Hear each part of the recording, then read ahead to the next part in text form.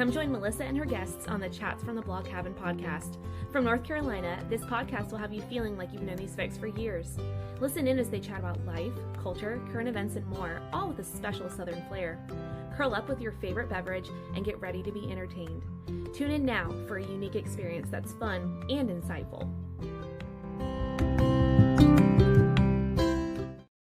Hey y'all, welcome back to Chats from the Blog Cabin. You know, the show where I virtually invite people into the blog cabin to chat about life. And today we are chatting with Nikol. She's the author of 13, One Woman's Sacred Journey to Discovering Her Greatest Power. And she has such a great story, guys. I mean, her life literally blew up. I mean, literally, I would have been curled up in the fetal position, but you managed to get through it and write this incredible, amazing book. So welcome to the show, Nikol, and tell us a little about yourself before we start talking about your book. Oh my gosh, Melissa, thank you so much for that intro. And I have to say, just from your little intro video, I'm just sitting there going, oh, that's so nice. I'm just imagining myself. I used to do theater in North Carolina. Actually, there's a theater there was like a second home to me, and you were bringing back all these wonderful memories from your state. So thank you. So whereabouts in North Carolina? So in Raleigh. Oh, so I'm an hour south of Raleigh. So I'm right there. It's like within a drive. Yeah, there you go. North Carolina Theater, right in the heart of Raleigh. Yeah. I did 6 shows there, and it was like coming home, working at that theater again and again. So to answer your question, tell us a little bit about yourself. So my name is Nikol Rogers. I am a confidence coach and spiritual teacher and a former New York City Rockette. And with my work, I help influencers, speakers, and artists to create the impact they desire and change the world through a powerful presence. And I do this by teaching that the heart of your confidence is really in discovering who you are. So it is a joy to be here and to talk about 13, because this book really encompasses the core of my teaching and really what brought me into this work in the first place. Yeah, and you talk about discovering who you are. You had to go through an incredible journey to discover finally who you were. You thought you knew who you were, but you were wrong. Right? I was completely wrong. And, it really was. And I'm sure that your listeners can relate that I thought that who I was were these personas I had created, especially as an artist. It's like a giant trap, I think, that is a part of that industry, that you kind of come in and think, well, you are who you play. You are this character. You are these things. And I really fell for that. And so when my life went up in smoke and the biggest question that came up was, who am I? It really was a lot to reckon with, because I had based it much more on who I thought I was supposed to be, as opposed to who I actually was at my core. So let's talk about that journey of you finding out who you actually were at your core, as opposed to who you thought you were supposed to be. So let's start at the beginning. Yeah. So I would say that, I went through this massive devastation it began with a divorce, and then was being robbed, losing a dear friend to a heart attack, and being in 2 car accidents.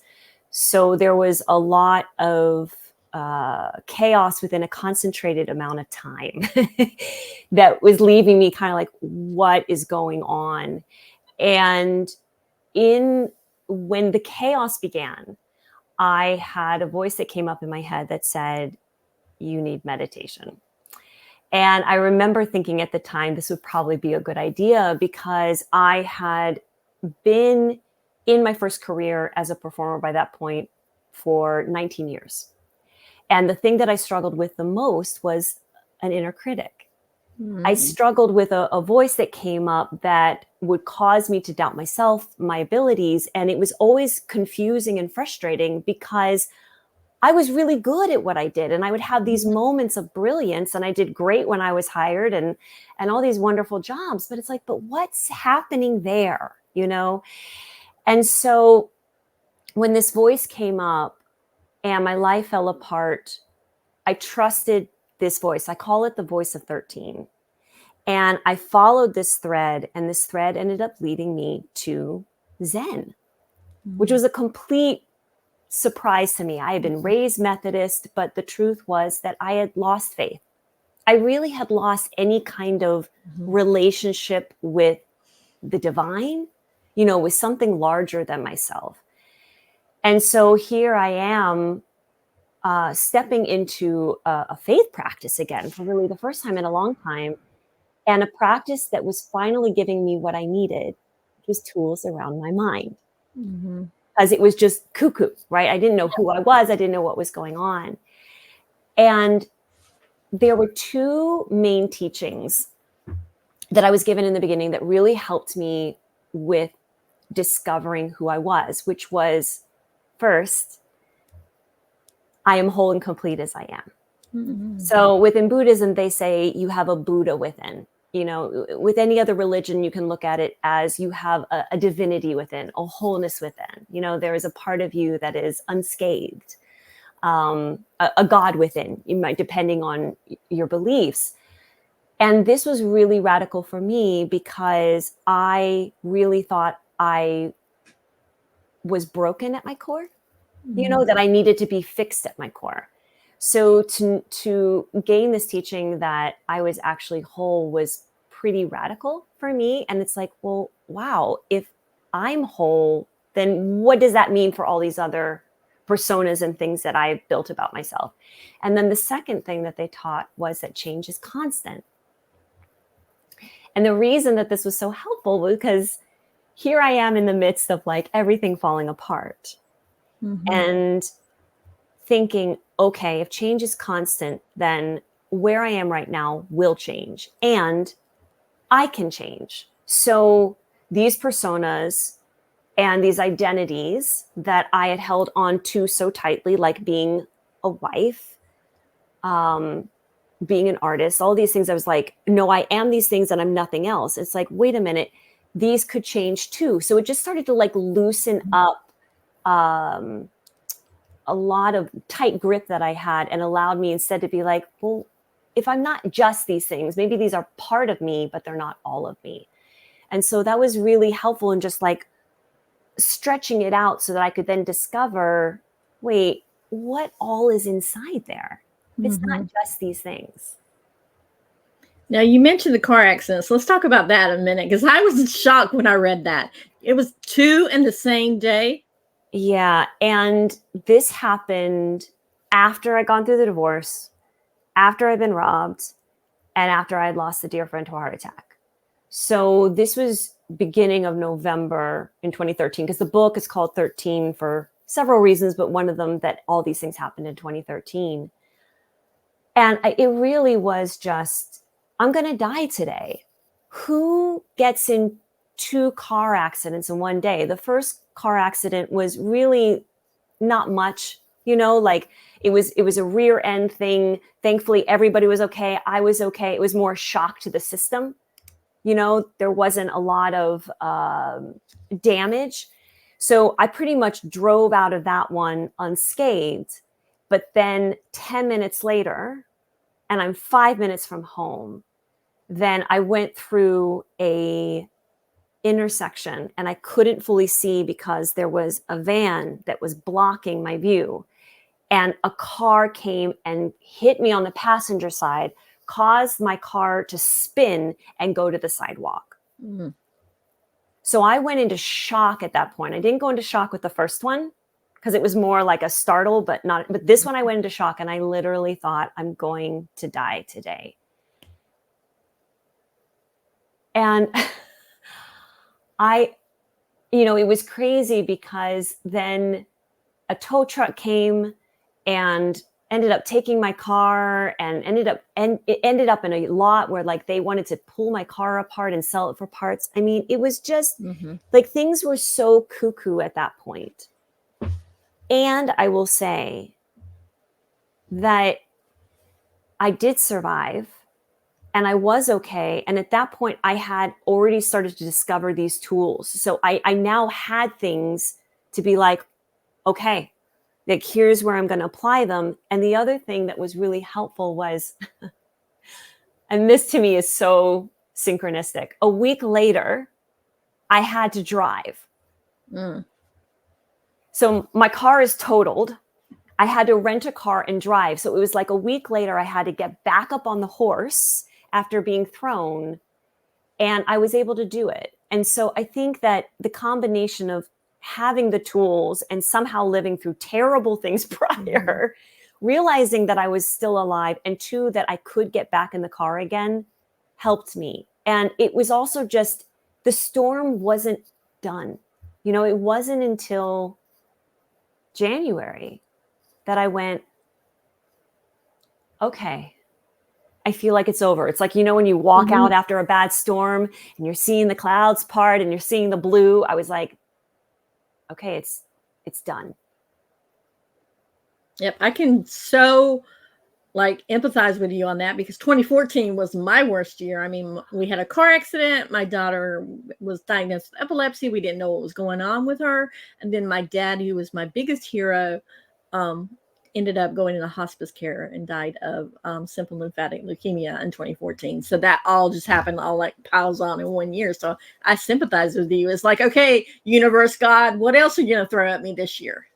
Yeah. Yeah. And I mean, that's my hope with this book, is that one, it gives a term to what we all experience. Like, I imagine your listeners right now are going, oh my God, that was my 2016, or that was my 2002, or, you know, they're saying, I had a year just like that. And to have some kind of meaning and understanding around it can help us so much with navigating it, because it'll happen again, but we can at least then be in the middle of it, or enter into it, or exit from it from a place of, wait, this is actually a divine storm.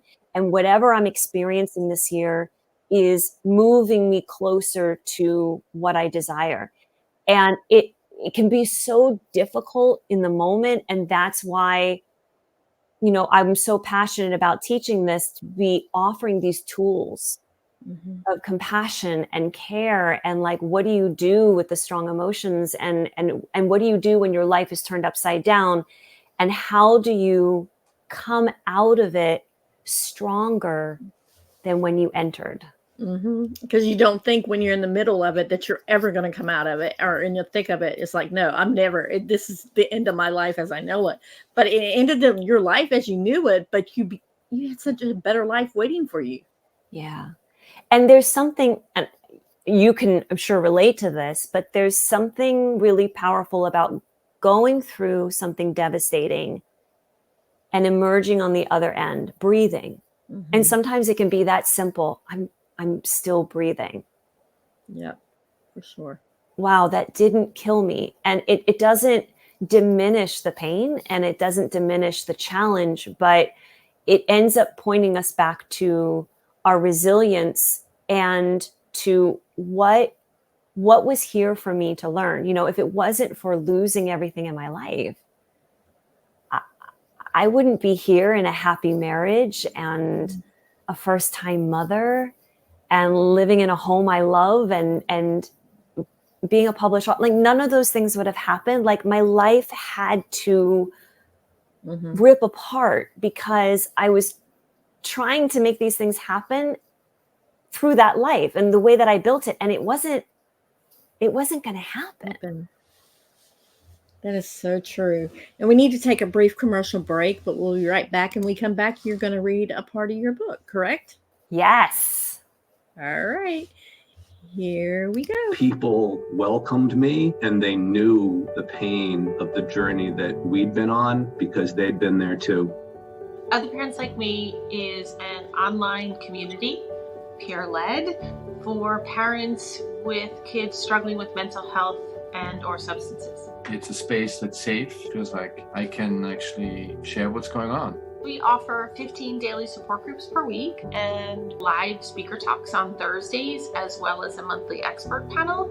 We also have a resource hub that has a toolkit This includes over 1,000 articles, podcasts. There's a glossary with the most recent and relevant terms. And we have a directory that's been vetted. The overwhelming feeling when we're sitting in a meeting and I'm telling my story and I see others shaking their head, tears falling, they understand this roller coaster and they're along for the ride. And we are back with Nikol. She's going to read part of her book, 13, One Woman's Sacred Journey to Discovering Her Greatest Power. So Nikol, it is all yours. Okay, so I'm going to read the chapter Tarantula. The theater holds a holiday party for us and has an animal interaction company set up down in our main rehearsal hall. We have many kids in the cast, so they are all thrilled. I put on my red top, holiday earrings, and go. The last conversation with my husband still ringing in my ears, I enter the room. I immediately hear the gleeful cries of our youngest cast members and see giant tortoises slowly crawling on the floor. I feel a smile coming and make my way around to the back of the room where my friend Tina has a giant yellow boa constrictor wrapped around her. She's laughing, and the other dancers are all gathered around to see her handling this massive snake when out of nowhere, one of the animal handlers pops a tarantula on Tina's head. I completely freeze. Every hair on my body has gone into high alert as I look over behind Tina and see a table with 4 tarantulas sitting as if they were flower arrangements. I see myself standing in the basement of my youth, terrified of the massive black spiders who took up residence in every dark window, torturing me. And then the trainer looks at me and asks, "You want to hold the spider?" My decades of arachnophobia are screaming, "No." And then a completely new thought comes into my head. I had always thought my biggest fear was spiders. But here I was living my biggest fear, losing my marriage and ability to have the family I deeply desired. I was living it and somehow was still breathing each day. So maybe I could hold a spider? I hold out my hand and the trainer places the tarantula in my palm.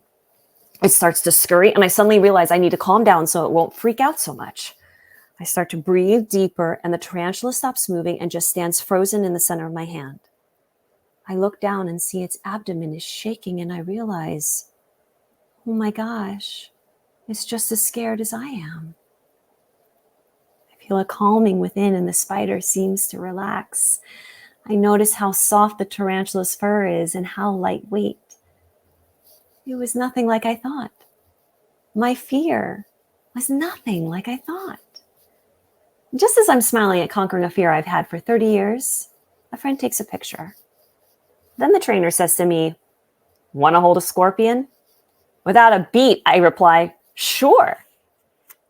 This becomes my new profile picture, and I go home, reaching for my journal to write. Today, I held a tarantula in my hands, my greatest fear, and it was docile, just as scared as I and soft. Today, I held a python around my arms, a scorpion in the palm of my hand, and a bearded dragon on my chest. Today, I told my mother about my husband's affair, and she finally understood my anger. Today was a beautiful day.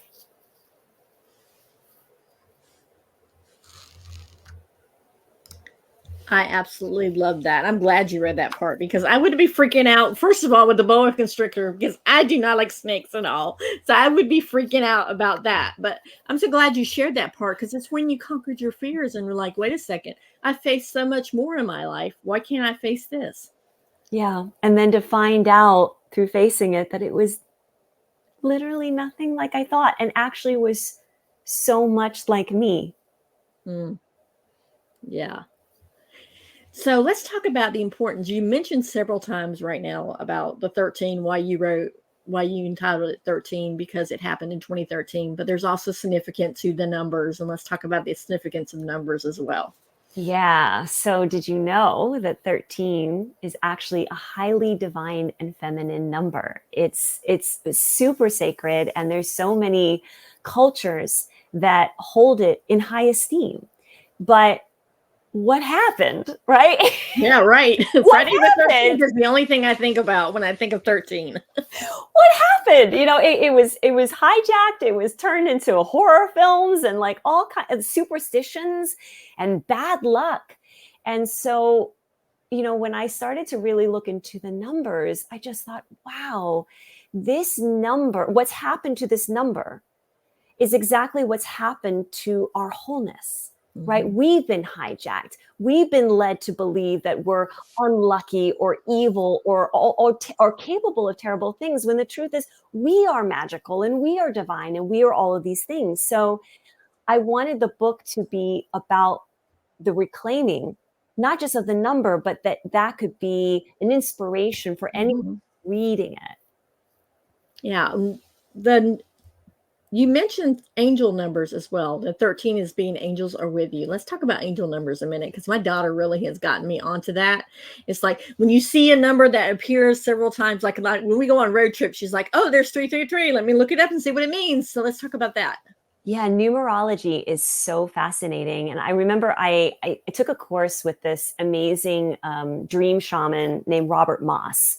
And he talked about this fun thing he teaches called sidewalk tarot, which is basically you put a question out to the universe. I'm seeking answers on this. I want clarity on this, help me. And then you just go out into the world and you see what's there. And so it could be a number on a truck, it could be a number here or there. But I really believe, especially after this year, that numbers play such a significant part in our life. And it's no accident to me that it was 2013, that it was over 13 months, and that then I was led and inspired to call the book this. So I feel like I've always said that I'm in service to the teaching of 13. And I feel like I'm in service to this number and to what it was meant to do, not what it's been turned into. So what made you decide to write this book and say, okay, my light blew up, now I'm just going to share it with everybody else? Could you repeat that question? We went out for a second. I said, what made you decide to write the book? Your life had blew up. Most people would have said, I'm not going to share my intimate details, but you didn't share a lot of intimate details, but you shared enough of the story to know that there was a lot of stuff going on, and you were very forthcoming with your truth. And I think a lot of people, when they write a book and they tell their story, sometimes they hide their truth a little bit, but you were very forthcoming. You didn't have to tell all the details, but you gave enough details that people could kind of know what was going on. So what made you decide, okay, I'm going to sit down and write this book? Yeah. So I'll back up, and this is in the book. There was a huge turning point for me when I went to my first ever support group. It was called the Healing Circle. And it was really for anybody that was healing from anything. For me, it was heartbreak. Other people, they were in remission. Some people had chronic anxiety. They were healing in a broad term. But I'd never been to a support group before. And the experience I had there of being vulnerable publicly, which I had never been before, right? It was always about like every hair in place. I'm being paid to play a part on stage. And also that I was hiding for 4 years the fact that I was having an affair. And I wasn't telling anybody because I was so afraid that I would be rejected, that I would be judged, I would be left, all of the things. And so when I went to this support group and I decided to be honest, what happened was people came closer. And I noticed that my vulnerability opened up for each person in kind to do the same. And it was like the spider moment. It was a complete pattern interrupt of, I've been wrong. I really thought that I had to have it all together, that I had to hide things. But the truth is that when I'm vulnerable, it opens the space for others. And so that shift that happened in 2013 really laid the groundwork for the work I do now. So I knew that when I was going to write this book, that I would be completely honest, that it was really important for them to understand what was going on. They needed to have the full story. And when I decided to create my own company and start coaching, and I started being interviewed, I would share this story, before the book. I'm just telling everybody, this is how I became a coach. And every time I share the story, people's eyes would just get so big. And so I knew I would watch the story have a very positive effect on people. Mm-hmm. And I would watch them soften. I would watch them feel inspired. And I just thought, I have to share this. Look what it does for people. And also, it was just so alive. You know how, I don't know if you're an Elizabeth Gilbert fan at all, but she is one of my favorite authors. She wrote Eat, Pray, Love. Oh, okay. Now I know who it is. Yes. Yeah. And she also wrote this book called Big Magic. And so in Big Magic, she says that we don't choose, like as artists, we don't choose our stories. We don't choose our art, like it chooses us. And she talks about it as kind of this like energy that's just kind of going through the air. And when it finds us, it's our job to translate it. Mm-hmm. So I felt like this has landed with me. And again, saying, I'm in service to 13, like I have to tell this story. Yeah, and part of the story that you talk about in your book is showing your self-compassion, because we are our worst inner critics. We are like, we can like take something so minor and blow it up to be so huge and just really get down on ourselves. How do we show self-compassion? I love this question, Melissa. So the first step is one, to recognize, wow, I'm self-attacking. I'm being hard on myself. So that's the first step. And then the second step is to create some kind of relaxation. So that's going to be different for everybody. And this is something that I really specialize in my work with my clients. But, whether it is prayer or meditation or some kind of energy medicine, but it's something that allows the nervous system to receive a signal of safety. Mm-hmm.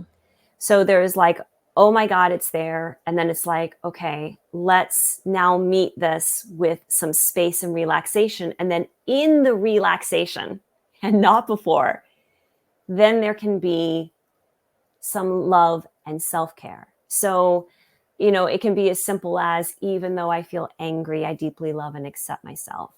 Or it could be as simple as like just hand on the heart and rubbing it and saying this too, meaning whatever the strong emotion is, that it's just like, you are allowed. But those steps before are so important, because otherwise we're like pushing something and we may not be ready for self-compassion because we're still in the midst of it. So it's recognizing, creating space, and then some kind of self-love, some kind of self-affirmation. And it could be as simple as just like rubbing the arms and just like, okay, we're all right. Okay, we're okay. There's that power of touch. Even if it's your own touch, it just does something to humans. Yeah. And actually massage therapists talk about this a lot with like, there's something very powerful about being touched by someone else. But if we're in a state of really high reactivity, then us touching ourselves, we're going to know the best pressure, right? It's not going to create even more guardedness, but it's like, no, we know if we can touch this much, or if like, oh yeah, let's really get in there and dig in. So it's building that self-trust, which is so important in that moment of self-compassion, to be like, I see you, and oh yeah, oh wow, I'm really, like when we're feeling a lot of grief, we'll have tension around our lungs, and around the heart. So it's like, you might go in there and start massaging and start crying, but it's like, it's okay. Like, I know, and like how much you can massage it. Or if it's like, yeah, I'm just going to lightly touch, and that feels safe. Okay. I'm okay. And it was almost like sometimes when you just look at people and you're like, can you just give me a hug, please? I don't want anything else. I just want a hug. Right? It's so true. So I don't know if you follow the 5 love languages at all. I do. Okay. So my first love language is quality time, and my second is physical touch. So you're speaking my language right now. There. Right there with you. And I would much rather have quality time over anything else in the world. I mean, anything. Yeah. So the thing that helps me the most is hugging my husband, because it takes care of my 2 top love languages. Because a hug isn't quick. A hug is like, Yeah. let me just come in here. And then I've got touch. And it's like, I always say to him, this is the answer to everything, honey. Just a hug. Yep. For sure. Now we talked about self-compassion and, the power of touch, but also about respecting your anger. And I'm going to read a part of your book. I was looking back for my highlights. It says, anger is the feeling, the behavior is the action. And that boom, stuck on me, because most people think anger is the action. It's not the feeling. They think, oh, I'm so mad, I'm so angry. And they start throwing things or start, just blow up. But you saying that, it was like, oh my gosh, it's like a whole mind shift about what's going on. So how can we respect our anger? These are such good questions. Well, you can begin by recognizing that anger is a feeling, and that our feelings are actually doorways to the landscapes of our needs. So our feelings are pointing us towards what is going to give us life energy.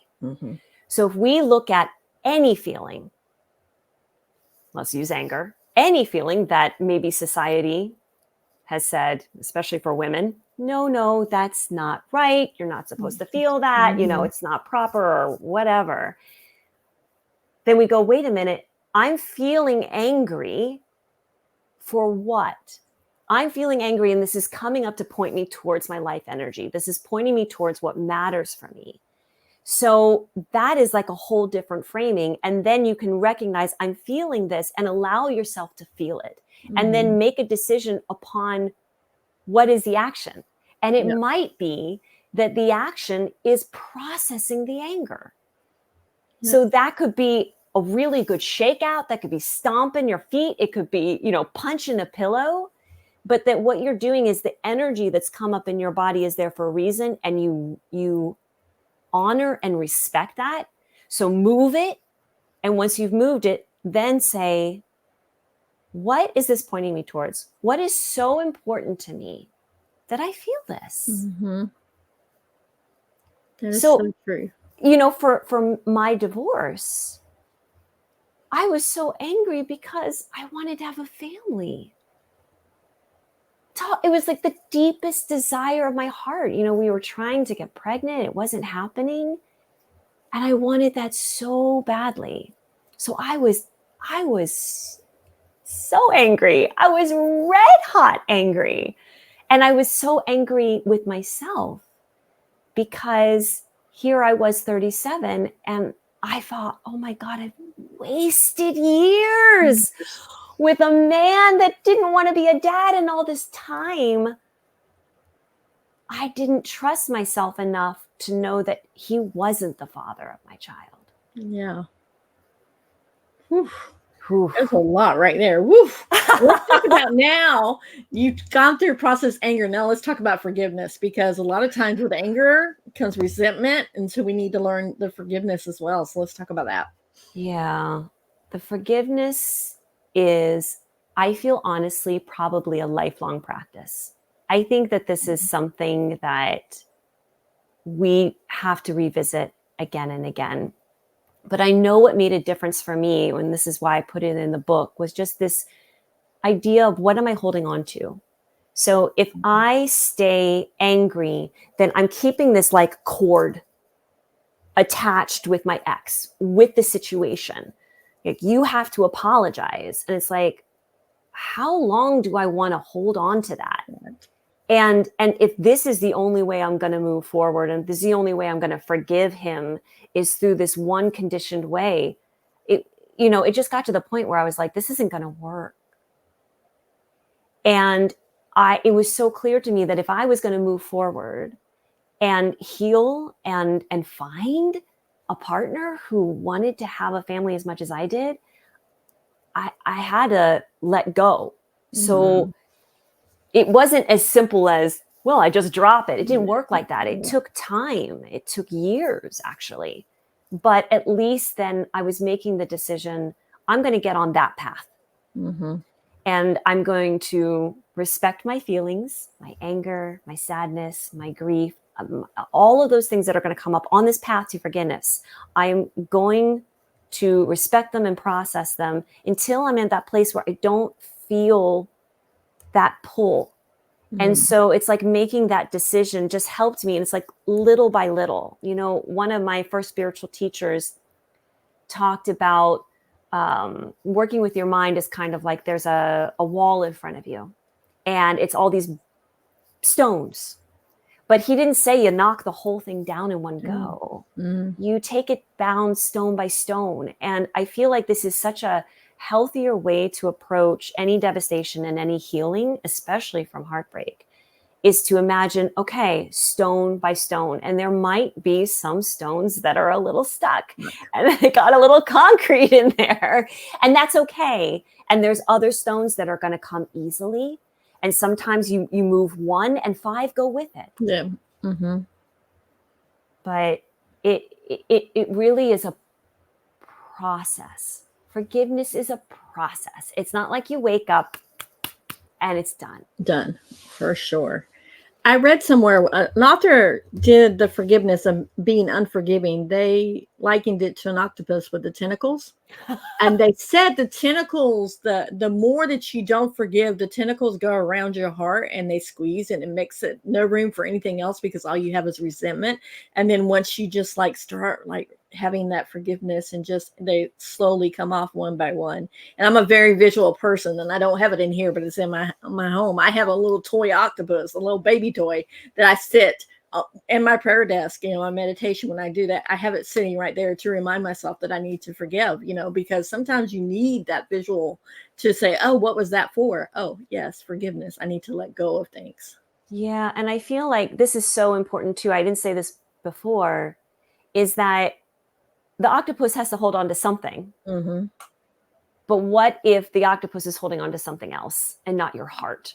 So it's the concept of, as you're going through the forgiveness, that you are replacing what the hold was on something else. So, you know, in my example, it was holding on to my ex. And so as I had to like undo each thing, it's like, okay, well, what am I going to take that energy, all of that energy towards him and place it in what? And so that was a process too of being like, I'm going to place this for me. It was in my spiritual practice. It was in rebuilding my life. It was in discovering who I was like. And so then there isn't as much energy here, but the energy is still being used In a positive way. In a way that's affirming your life. Yep. But it's not cutting off anything or making me wrong for having the energy in the first place. I love that because a lot of people think that if they're mad, they get angry. If they feel sad, if they feel any type of grief, if they feel happy, sometimes it's like they're not supposed to feel these certain emotions. And we have a right to feel the way we feel. Yeah. And our feelings, like I said, are pointing us towards our life energy. So they're actually really helpful messengers. And when we have these tools to be able to come into the body and to be able to relax, then we can explore what's inside this feeling. I mean, they're really superpowers, actually. I love that. Superpowers of feelings. I love that. So let's talk about, we talked about numbers, but let's talk about the role they play in your life. Besides the 13, what other numbers have come up for you? Or do you think you'll ever write another book with a different number? Oh my gosh. You know, it's funny. I've thought about this because I became a first-time mother last year at the age of 47. Ooh, congratulations. Woo! Thank you. And it was an 11-year journey for me, you know, that went through the divorce and IVF and miscarriage and then a failed adoption and then a successful adoption. And so it was, you know, there's the 11, you know, there in the journey, and then the 47. And much like wanting to bring 13 back to its original state, there's also just for like, as a woman who's my age, to reclaim my age, as opposed to what has been put on, well, 40, I'm 48 now, but 48 looks like this. And I'm like, yeah, I just became a parent. Yeah. My 48 sure looks a lot different. And yet it is like my 48. Like it's the 48 of my heart. It feels so good. So I've thought about that with 47 and just, I love this idea of bringing numbers back to like their original intention. And I talk about this in the book with the number 7 and with the number 2, just around the magic of them and all of these cultures that hold these numbers in such high regard, so that when people see them, when they come up, like the angel numbers that your daughter was talking about, there's like, oh, I'm paying attention. I'm getting a signal from the divine. I'm getting a signal from God or whatever you believe in. And okay, I'm ready. I love that. You said you had an 11-year journey, correct? From the divorce to becoming a, but 4 + 7 is 11. Did you notice that when you said it happened at 47? Oh no. See? I spotted that and I was like, wait a second, 4 + 7 is 11. This is the coolest thing about numbers. Like it's not accidental. So when I'll be honest, like I don't know much about astrology. Like I have so much to learn around that. But when you start like diving into like blueprints and things like that, you just go, whoa. Like I really am a part of something larger. And that's so exciting. It is. It's super exciting. Talking about the part of something larger, you mentioned the powerful presence a lot in your book. Let's talk about that. Yeah. So this is the name of my signature course. And this is something that I'm so passionate about because of my history of being a performer. So what happened for me after I went through this terrible year, I went through my 2013, and you can imagine that I didn't work in my industry that year.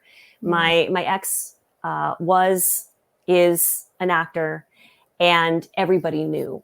So I was coming into the audition room and literally had like directors and choreographers coming out from around the table to hug me and say, I'm so sorry. Oh.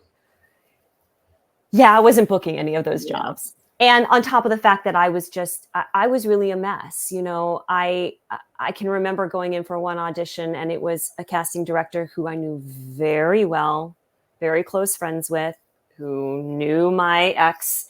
And I went in and sang an upbeat because I was like, I can sing an upbeat. And then the director was like, do you have a ballad? And I had taken all the ballads out because I knew there's no way I could sing a ballad. Unfortunately, I hadn't taken everything out. And he got up and he went over to the piano and he was like, oh, my funny Valentine. Would you like to sing that? And I was a deer in headlights. And I went, sure. I think I blacked out in the middle of the song. Like somehow I sang it, but it was just strained and crazy. And it was over. And he just kind of said, thank you. I was like, okay. And I walked out and the casting director came out after me and she was like, I'm so sorry. How are you? And I'm like, oh my God. So anyway, all this to say, 2013, I didn't work in my industry. But when I came into 2014, I really had this feeling of hope. And I really felt like, as I said, the storm had passed.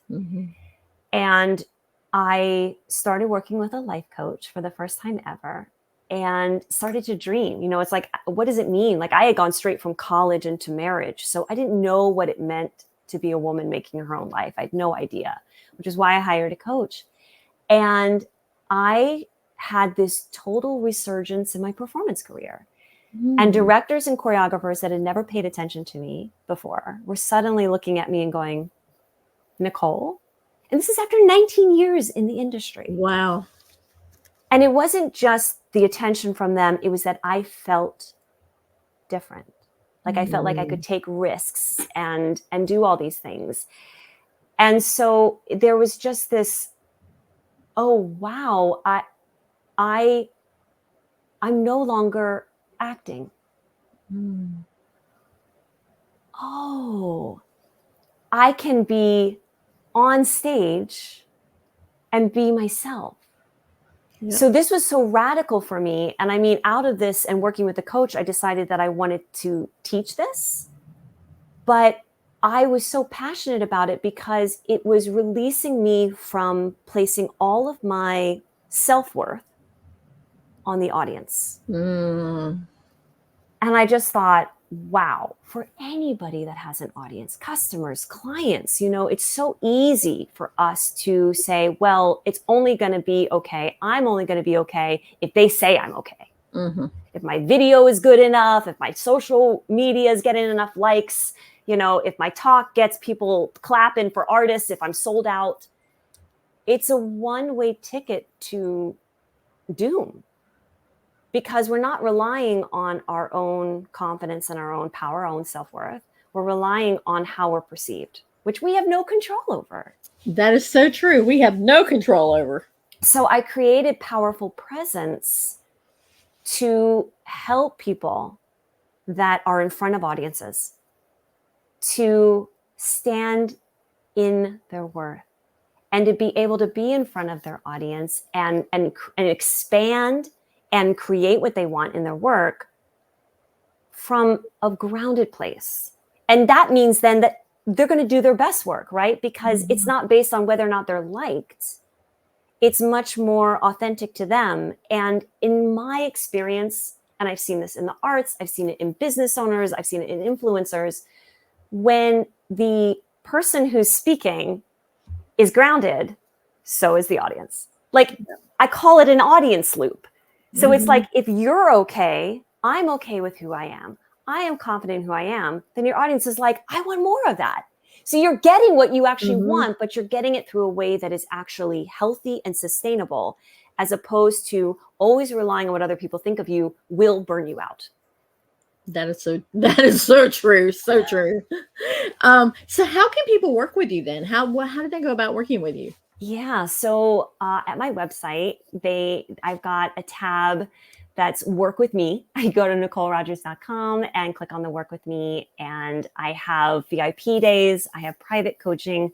I have my signature Powerful Presence course, which you've got two options. If you're someone that is like, Nikol, I'm good, you can go through it on your own. Do it at your own pace. But if you're like, Nikol, I really would love a guide through this work, then you can go through it with me. And then there is my book, of course. If that's such a beautiful entry, which is like, why don't I read the book and just kind of see, is this speaking to me? So, please reach out. You can contact me via my website. You can also DM me. I'm a big fan on Instagram. If you're on Instagram, please come and say hi, say, hey, I heard you on Melissa's podcast. Any questions that you've got, that's also a really great way to reach out. And our time is almost up. Before we get around to it, you already said where people can find you already, but we'll talk about that in a minute. Do you have one last little nugget? I always ask people, like, maybe it's something that you've shared that you want to reshare to make sure you got your point across, or maybe something that you don't think we covered in the interview, but you would like to share now. I feel like what I want to say is that you can create your dream life from devastation.